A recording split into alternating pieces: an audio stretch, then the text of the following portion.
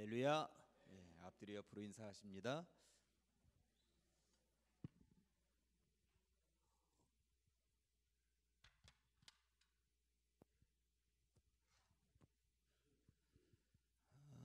지난주에 교리 서신에 대해서 살펴보았어요. 특별히 로마서를 중심으로 해서 교리가 어떤 것인지 살펴보았습니다. 오늘은 예고한 대로 옥중 서신 쪽을 살펴보려고 합니다. 몸이 아팠는데 예를 들면 몸이 아팠는데 죽이 한 그릇 이제 왔어요. 이제 아내가 죽을 가지고 왔는데 죽을 밖에서 사왔다 1번, 죽을 직접 끓여왔다 2번. 어느 게 더 좋을까요? 2번. 아무래도 맛은 조금 덜하고 전복이나 이런 게 안 들어가서 영양가는 좀 덜할지 모르지만 아무래도 끓여오면 더 정성이 들어간 것 같습니다. 그렇죠. 옷을 이렇게 입도록 누가 사왔는데 한 2달에 걸쳐서 조끼를 떠가지고 누군가가 왔다고 그러면 이 조끼에 대한 감정은 다를 거예요. 그죠? 한 2달 동안 지문이 지워지도록 뭔가 손으로 직접 이렇게 만들었다고 그러면 이게 보통 정성이 아니구나 하는 생각이 드는 것이죠. 그러다 보니까 우리 현충이 장로님 가끔 종이로 막 접어가지고 연필통이든 학이든 이렇게 나눠주는데 솔직히 말하면 그거 가격으로 따지면 얼마나 되겠습니까? 그런데 친히 손으로 직접 만드셨다고 하는 거 이거 생각을 하면 함부로 버릴 수가 없는 거예요. 소중하게 다룰 수밖에 없다는 것이죠. 그만큼 손때가 묻은 것, 정성을 기울인 것은 남다르다라고 하는 것입니다. 제가 왜 이런 이야기를 지속적으로 할까요? 제가 한 5, 6년 전에 책을 하나 선물로 제 생일날 책을 하나 선물로 받았는데 이렇게 왔어요. 책 껍데기를 직접 떠가지고 껍데기 이렇게 싸가지고 온 거예요. 그러니 제 책장에 이게 꽂혀 있는데 이걸 함부로 다룰 수가 없는 거죠. 가끔 쳐다보면서 이 선물을 준 교회 청년이었는데 그 청년을 다시금 생각하기도 하고 또 기도하기도 하고 지금은 뭐 하고 있을까 이런 생각도 들고 그런 거예요. 그런데 이 책을 펼쳤는데 친필 편지까지도 들어있는 거예요. 근데 이 친필 편지를 직접 썼는데 한 꼭지만 읽어보면 꽃보다 더 곱게, 별보다 더 밝게, 사자보다 용감하게, 그리고 굵고 길게 사세요 이렇게 써놨어요. 이 말이 그냥 가슴에 턱 와서 사는 거예요. 그래서 그러니 이게 그냥 컴퓨터 글씨로 쳐가지고 왔다면 감동은 덜했을 것입니다. 그런데 친필로 막 써가지고 정성을 기울여서 온 것이 저를 얼마나 감동시켰겠습니까? 제가 왜 이런 이야기를 하냐 하면 성경을 읽으면서 특별히 신약 성경을 읽으면서 제가 정말 많은 감동을 받는 장면은 바울이 썼다는 편지 가운데 바울이 감옥에서 썼다는 편지에 저는 감동을 받습니다. 이게 어디서 썼느냐, 어떤 상황에서 썼느냐 이게 굉장히 중요한 거예요. 제가 사도 요한에 대해서 이야기를 하면서 사도 요한이 얼마나 예수님으로부터 사랑을 많이 받은 제자냐 이런 말씀을 한번 드렸는데 마태복음에도 마가복음에도 누가복음에도 요한복음에도 예수님이 십자가에 달리시는 장면이 나오는데 마태, 마가, 누가, 요한 이 4명 저자 가운데 예수님의 십자가 달리신 그 장면을 직접 본 사람은 누구예요? 요한 한 명이에요. 요한 한 명. 그러니까 마태도 듣고 쓴 거고 마가도 듣고 쓴 거고 누가도 듣고 썼어요. 그런데 요한은 절절하게 그것을 직접 보고 예수님 피를 뚝뚝뚝뚝 흘리는 것을 쳐다보고 쓴 거예요. 요한은 십자가 밑에 있었거든 유일하게. 그러니까 요한복음의 그 장면을 읽을 때에는 이게 얼마나 가슴에 절절하게 와닿는지 모르는 거예요. 그러니까 어떤 상황에서 썼느냐, 직접 체험하게 썼느냐 이런 것들이 다르다고 하는 것이죠. 근데 사도 바울이 감옥에서 편지를 4개 써 보낸 것이 성경책으로 기록이 되었는데 이것을 읽으면서는 사도 바울이 지금 감옥에서 썼구나, 감옥에서 얼마나 힘들고 어렵고 모진 고난을 겪으면서 썼을까 그런 생각을 해보면서 이 사도 바울의 옥중 서신을 읽으면 더 큰 은혜로 다가온다라고 하는 것이죠. 그렇다면 사도 바울이 갇혀 있었던 감옥은 어느 지역에 있었던 감옥일까요? 누가 뭐라고 그러셨어요? 로마죠. 로마는 평소에 사도 바울이 그렇게도 가고 싶었던 현장입니다. 로마의 그 넓은 광장에 가서 로마의 그 많은 사람들에게, 세계를 정복하고 있는 그 사람들에게 어떻게든 복음을 증거하고 싶었는데 로마로 가는 길이 자꾸 열리지 않았죠. 결국 1차 전도 여행, 2차 전도 여행, 3차 전도 여행을 하는 동안 로마로 가는 길이 열리지 않았습니다. 그러다가 결국 3차 전도 여행까지도 다 마친 이후에 유대인들에 의해서 붙잡혀서 유대 지역에서 재판을 받을 수밖에 없었는데, 바울이 나는 로마 시민권을 가지고 있으니 로마에 가서 총독, 황제에게 재판을 받을 수 있도록 해달라라고 하는 것, 2000년 전에도 로마의 법 체계가, 재판 체계가 얼마나 확실한 것인지 알 수가 있는 것이죠. 그 덕분에 로마로 가게 된 것이고 감옥에 갇혀 있었던 것입니다. 그 로마의 감옥에서 지금 편지를 써보낸 거예요. 그런데 2000년 전의 감옥이 어떠했을까 한번 상상을 해보세요.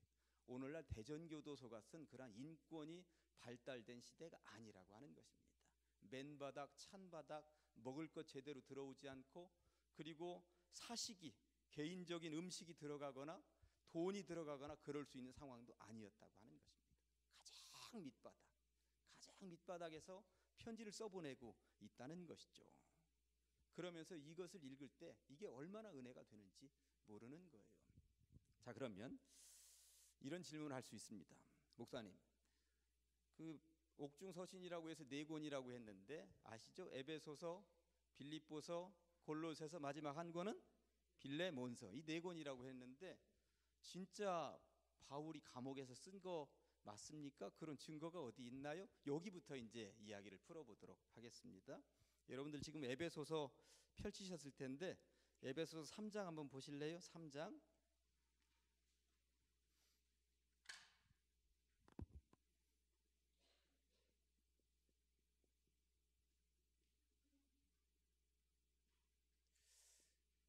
삼 장 1절 보면은 다 펼치셨죠? 이렇게 되어 있습니다. 이러므로 그리스도 예수의 일로 너희 이방인을 위하여 어떻게 됐나나 갇힌 자 된 나 바울이 말하거니와. 이게 갇혔다는 말이 옥에 갇혀 있다는 이야기인 거예요. 지금 옥에 갇혀 있는 나 바울이 얘기한다.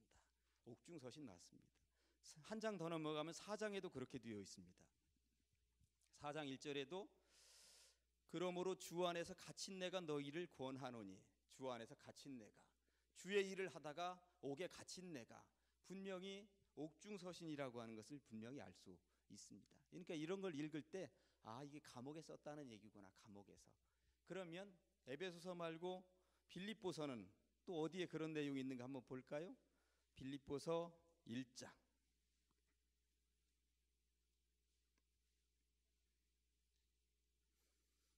빌립보서 1장 12절부터 14절까지 제가 읽을 거예요. 빌립보서 1장 12절부터 14절까지 보면, 형제들아 내가 당한 일이 당한 일이 뭐지? 당한 일이 도리어 복음 전파의 진전이 된, 지금 감옥에 갇혀 있지만 이것이 오히려 복음 전파에 더 진전이 된 줄을 너희가 알기를 원하노라. 이러므로 나의 매임이 나와 있잖아요. 매임이 그리스도 안에서 모든 시위대 안과, 로마 시위대 안과 그 밖에 모든 사람에게 나타났으니. 그러니까 로마 사람들에게도, 로마 시위대 지키고 있는 그 군병들에게도 복음을 증거하고 있구나, 여기서 알 수 있죠.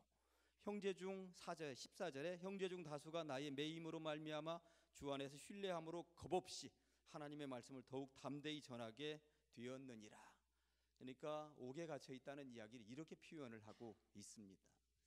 그러면 골로새서에서도 한번 찾아볼까요? 골로새서, 빌립보서 다음에 골로새서입니다. 1장 24절입니다.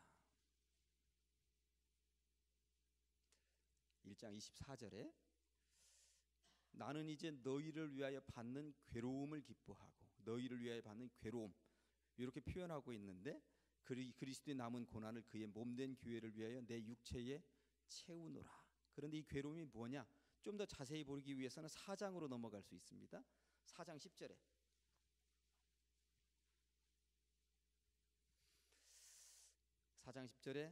나와 함께 갇힌 아리스다고와 바나바의 생질 마가와, 지금 함께 갇혀 있는, 혼자만 갇혀 있는 게 아니에요. 그 감옥에 누군가가 함께 갇혀 있습니다. 마가복음을 기록한 마가도 지금 갇혀 있습니다. 이 마가가 누구입니까? 바나바의 생질이고 1차 선교 여행을 떠났다가 중간에 도망쳤던 그 사람 마가인 것이죠. 이런 사람들이 함께 갇혀 있다는 거예요. 한 번 더 언급하는데 마지막 절에 4장 18절에도 나 바울은 친필로 문안하노니 내가 매인 것을 생각하라. 은혜가 너희에게 있을지어다 하면서 본인이 지금 갇혀 있다는 이야기를 하고 있습니다. 이렇게 감옥에서 편지를 써보내고 있는 것입니다. 그러면 옥중서신이라고 그랬으니까 마지막 하나 더 살펴봐야죠. 빌레몬서는 조금 더 넘어가야 있습니다. 뒤로 빌레몬서 1장 350쪽 정도 될 텐데,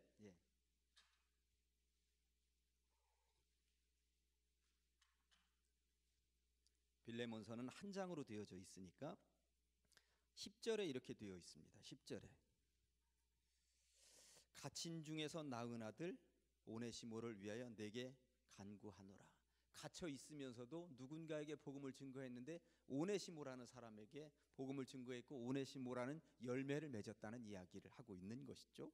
23절과 24절에도 이렇게 되어 있습니다. 23절 24절 그리스도 예수 안에서 나와 함께 갇힌 자 에바브라와 또한 나의 동역자 마가 아리스다고 데마 누가가 문안하니라. 조금 아까 골로새서에는 마가하고 아리스다고밖에 없었는데 여기는 더 많이 갇혀 있어요 지금. 그러니까 지금 감옥에 갇혀 있지만 이들은 밖에 편지를 써보내면서 뭔가 밖에다가 말을 걸고 있었다라고 하는 이야기인 것입니다. 자, 그렇다면 이 시간에는 과연 이 바울이 밖에다가 편지를 써보내면서 어떤 내용의 편지들을 주로 써보내고 있는가, 이것을 한번 살펴보려고 그럽니다. 우리가 옥에 갇혀 있었다면 저같이 이제 먹을 거 좋아하고 그러는 사람들은 사식 넣어달라고 한 꼭지 정도는 넣을 것 같아요. 여기 뭐 아주 음식이 형편없어서 제발 먹을 것 좀, 그리고 내 고향 유대 땅에 있는 그 음식 먹고 싶은데 그것 좀 어떻게든 보내달라. 그런데 한 꼭지도 그런 내용 없습니다. 혹시 너희들 여기 로마 고위직 아는 사람 없어? 나 좀 어떻게 좀 빼내달라고 그런 얘기 하고 싶을 것 같습니다. 그런데 그런 얘기 하나도 없습니다. 돈을 좀 넣어서 고위직들 좀 어떻게 좀 다독거려서 나를 좀 보석으로 빼낼 수 있도록 해달라는 이야기도 하고 싶지 않겠습니까? 먹을 거 넣어달라, 고위직 연결 좀 한번 해봐라, 돈 보내면 나 빼낼 수 있으니까 돈 좀 얼마 좀 헌금 좀 모아가지고 여기다 좀 보내달라 하는 이야기도 우리 같으면, 저 같으면, 우리라고 그러면 죄송합니다. 여러분들은 또 다를 수 있으니까 저 같으면 넣어달라고 할 수 있을 것 같다는 생각이 드는 거예요. 그런데 이 옥중서신을 읽으면서 그런 내용이 하나도 없다는 이야기인 것입니다. 그러면 어떤 내용으로 가득 차 있는지 그 이야기를 잠깐 살펴보려고 합니다. 에베소서 한번 보시겠어요? 다시 또 에베소서로 돌아가서 어떤 내용들을 중심으로 되어져 있는가. 에베소서 1장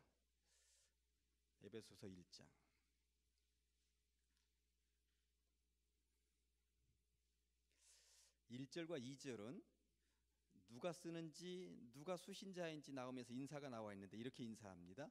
하나님의 뜻으로 말미암아 그리스도 예수의 사도된 바울은 에베소에 있는 성도들과 그리스도 예수 안에 있는 신실한 자들에게 편지하노니 하나님 우리 아버지와 주 예수 그리스도로부터 은혜와 평강이 너희에게 있을지다. 인사말 끝났습니다. 저 같으면 힘들어 죽겠다, 배고파 죽겠다, 더워 죽겠다, 겨울이면 추워 죽겠다, 도대체 밤에 잘 수가 없다, 모기들은 얼마나 달려드는지, 진드기는 얼마나 많은지, 벼룩들은 얼마나 달려드는지 모르겠다, 정말 힘들어서 하루하루 견디는 것이 헉헉댄다.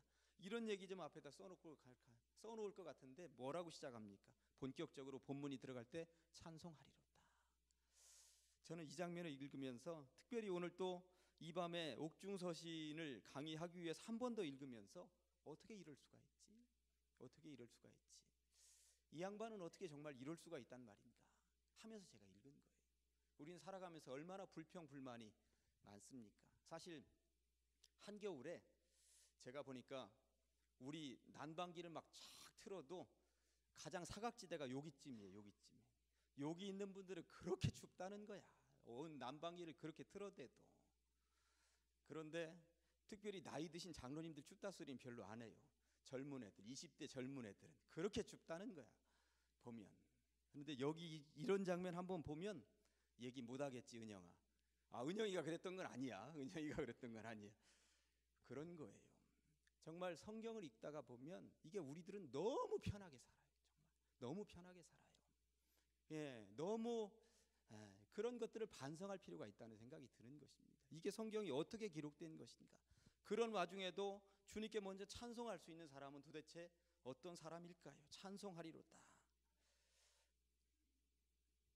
왜 찬송하는가? 쭉쭉쭉쭉 써놓고 하나 7절에 이것입니다. 우리는 그리스도 안에서 그의 은혜의 풍성함을 따라 그의 피로 말미암아 속량 곧 죄사함을 받았으니 찬송할 수밖에 없는 것이다. 상황은 이렇게 지겨울 정도로 나를 몰아가고 있지만 나는 우리가 죄사함 받았다는 거 이거 하나만 생각하면 나는 찬송할 수밖에 없다는 이야기를 이렇게 간절하게 하고 있다는 이야기인 것입니다. 그러면서 찬송으로 시작해놓고 바울은 여기 2장 보면 이 바울은 계속 그 얘기만 하는 거예요. 2장 에베소 2장으로 넘어가 보면 1절에 그는 허물과 죄로 죽었던 너희를 살리셨도다. 그러니 내가 찬송하지 않을래야 찬송하지 않을 수가 있겠냐. 또 2장 8절에 너희는 그 은혜에 의하여 믿음으로 말미암아 구원을 받았으니 이것은 너희에게서 난 것이 아니요 하나님의 선물이라. 그러니 내가 찬송하지 않을래야 찬송하지 않을 수가 있겠니. 그러니까 내 상황에 대해서는 하나도 얘기하지 않고 에베소 교회 너희들이 구원받은 것 이것만 생각하면 나는 이 감옥에서도 찬송을 그칠 수가 없다는 이야기를 하고 있는 거예요. 얼마나 멋있습니까? 얼마나 멋있습니까? 이런 이야기들로 가득 차 있다는 것이죠.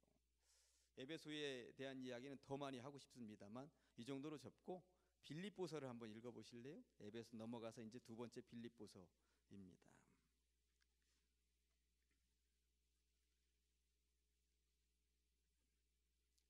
빌립보서도 1절과 2절에서는 인사를 한 다음에 3절에 곧바로 뭐라고 들어가느냐 하면 내가 너희를 생각할 때마다 나의 하나님께 감사하며 이렇게 돼 있지만 내가 얼마나 너희만 생각하면 감사한지 알겠니? 이런 이야기를 지금 하고 있다는 거예요. 감사가 차고 흘러넘치는 이야기를 하고 있는 것이죠. 왜 감사하냐면 6절에 너희 안에서 착한 일을 시작하시니가 그리스도 예수의 날까지 이루실 것을 우리가 확신하는데 내가 감사하지 않을래야 감사하지 않을 수가 없다는 것입니다. 바울의 마음을 이해하시겠어요? 그것이 감사한 거야 됩니다. 간혹 가다가 세상적인 문제로 자녀들이 교회는 안 다니는데 세상적인 지위가 올라가고 돈을 벌고 이것들에게는 감사하는데 그 자녀들이 교회 안 나오는 것에 대해서는 전혀 안타까워하지도 않고 그것만이 감사하다면 우리들은 사실 잘못 나가고 있는 것인지도 모릅니다. 그 사람들이 신앙으로 살아야 된다라고 하는 것, 신앙으로 돌아와야 된다라고 하는 것, 세상적인 아무리 고위직이 된다 하더라도 그거 결국 천국 가기 위해서는 헛된 거잖아요. 헛된 거잖아요. 그런 의미에서 바울의 이러한 마음들을 우리가 간직하고 있어야 되는 것이 아니겠는가. 그러면서 빌립보서에서 정말 중요한 것은 2장 5절부터 나와 있는 그 얘기입니다. 이 워낙 유명한 찬가를 지금 무슨 말입니까? 2장 5절 너희 안에 이 마음을 품어라 곧 그리스도 예수의 마음이니 그는 근본 하나님의 본체시나 하나님과 동등됨을 취할 것으로 여기지 아니하시고 하면서 우리들에게 그렇게도 중요한 이야기. 그러면서 11절에 모든 입으로 예수 그리스도를 주라 시인하여 하나님 아버지께 영광을 돌리게 하셨으니 앞에 감사로 출발했잖아요. 그러니 내가 감사하지 않을 수가 있겠느냐. 이런 이야기로 꽉 차 있다는 이야기인 것입니다. 빌립보서는. 그런 이후에 빌립보서에서 절대 놓쳐서는 안 되는 것 하나 말씀드릴까요? 4장 4절입니다.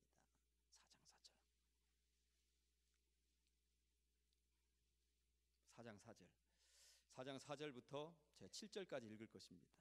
주 안에서 항상 기뻐하라. 내가 다시 말하노니 기뻐하라. 너희 관용을 모든 사람에게 알게 하라. 주께서 가까우시니라. 아무것도 염려하지 말고 다만 모든 일에 기도와 간구로 너희 구할 것을 감사함으로 하나님께 아뢰라. 그리하면 모든 지각에 뛰어난 하나님의 평강이 그리스도 예수 안에서 너희 마음과 생각을 지키시리라. 아멘. 제가 강대상 위에서 설교하는 것과 지금 이게 감옥 가장 밑바닥에서 감옥 밖에 있는 사람들에게 하는 이야기와 차이라고 하는 거 생각해 보세요. 제가 저 위에서 강대상에서 설교하는 거라면 사실 큰 감동이 없을 수도 있습니다. 그런데 감옥 가장 밑바닥 차가운 데에서 감옥 밖에 있는 사람들에게 기뻐하라고 이야기를 하고 있는 것이에요. 이게 얼마나 절절한 것입니까? 이런 이야기가 옥중서신에는 꽉 차 있다는 이야기입니다. 감옥 밑바닥에서도 이런 기쁨을 간직하고 있을 수 있는 사람은 도대체 어떤 정신을 가지고 어떤 신앙을 가지고 있는 사람이란 말인가? 저는 바울이 써놓은 이 옥중서신을 읽을 때마다 사실 부끄러워요. 그런 것입니다. 감옥 가장 밑바닥에서도 늘 기쁨을 가지고 밖에 있는 사람들에게 기쁨을 얘기할 수 있는 이러한 정신, 이것이 정말 놀라운 신앙이다 하는 생각이 드는 것이죠. 그리고 나서 빌립보서에서 그냥 지나칠 수 없는 본문이 11절부터 13절까지 나와 있잖아요. 11절부터 13절까지 내가 궁핍함으로 말하는 것이 아니니라. 어떠한 형편에든지 나는 자족하기를 배웠노니 나는 비천에 처할 줄도 알고 풍부에 처할 줄도 알아. 모든 일 곧 배부름과 배고픔과 풍부와 궁핍에도 처할 줄 아는 일체의 비결을 배웠노라. 내게 능력 주시는 자 안에서 내가 모든 것을 할 수 있느니라. 이게 감옥에서 써보낸 이야기라고 하는 것입니다. 떵떵거리고 권력을 가진 사람이, 엄청난 부를 가진 사람이 자랑하듯이 얘기한 것이 아니라 감옥 가장 밑바닥에서 하는 사람이 로마 사람들이 보면 웃을 거예요. 웃을 거예요. 감옥 밑바닥에서 죄인, 겨우 먹을 거 겨우 몇 개 주는 거 그거 굶주리면서 먹고 있는 녀석이 내게 능력 주시는 자는 내가 모든 것을 할 수 있다니 뭘 한다는 이야기야. 로마 병사들이 보면 웃기지 않겠어요? 그러나 우리는 신앙 안에서 그게 무슨 말인지 알잖아요. 감옥 안에서 다 구속되어져 있고 갇혀 있고 아무것도 하나도 제대로 할 수 없지만 지금 바울은 못하는 게 없는 거예요. 지금 편지 써보내면서 전 세계로 복음을 증거하고 있는 이 바울, 그러면서 나는 당연히 할 수 있다는 이야기를 하고 있는 것이죠. 그러니 이런 이야기를 읽을 때 이게 감옥에서 써보낸 편지라고 하는 것, 이것을 읽으면서 우리가 힘을 얻을 수 있다라고 하는 것입니다. 골로새서 몇 개만 또 뒤에 살펴볼까요? 골로새라는 교회에 써보냈습니다. 골로새서는 어떻게 시작할까요? 1절 2절에 편지를 보낸 이후에 인사말을 한 이후에 3절에 이렇게 시작합니다. 우리가 너희를 위하여 기도할 때마다 하나님 곧 우리 주 예수 그리스도의 아버지께 감사하노라. 여기도 감사로 출발합니다. 얼마나 놀랍습니까? 찬송하리로다로 에베소서 출발하더니 빌립보서 골로새서 역시 감옥 밑바닥에서 그 고난을 겪고 있는 바울은 감사로 출발하고 있다는 이야기인 것입니다. 우리가 기도할 때에 무엇으로부터 출발하십니까? 하나님 주겠습니다. 여기부터 출발하시는지 하나님 감사합니다. 여기부터 출발하시는지 기도의 틀을 한 번씩 바꾸실 수 있어야 됩니다. 바울보다 힘들어 보셨습니까? 바울보다. 그런데 우리들은 죽겠다라고 하는 것만 주십시오만 너무 많이 하고 있는 것은 아닌가. 그것보다도 감사의 영역을 더 넓혀서 기도하는 습관을 가질 때에 더 감사할 수 있는 조건들을 하나님께서 선물로 주실 줄로 믿습니다. 저는 이게 확실한 기도라고 믿는 것입니다. 바울의 옥중서신을 통해서는 이것을 배울 수 있어야 되는 것이죠. 3장 15절로 넘어가 보시겠어요? 3장 15절로. 3장 15절. 감옥에 있는 사람이 써보내는 편지의 한 꼭지입니다. 3장 15절. 그리스도의 평강이 너희 마음을 주장하게 하라. 너희는 평강을 위하여 한 몸으로 부르심을 받았나니 너희는 또한 감사하는 자가 되라. 감옥에 최소한 2년 이상 지금 갇혀 있으면서 써보낸 편지예요. 우리가 감옥에 1년 아니라 반년만 있었으면 우울증 다 걸렸을 거예요. 여기 있는 사람들. 그죠? 그렇지만 이 그리스도의 평강으로 꽉 차 있으니까 우울증이 뭡니까? 밖에 있는 사람들에게 나는 이 속에서도 평강하니 밖에 있는 너희도 평강해라. 오히려 평화를 전하고 있다는 메시지. 여러분들 오늘 도전 받으셔야 된다라고 생각을 합니다. 바울의 옥중서신을 통해서 말입니다. 그리고 이제 빌레몬서 한 꼭지 또 보시고 마무리를 좀 해보도록 하겠습니다. 뒤로 쭉 넘기셔서 350쪽.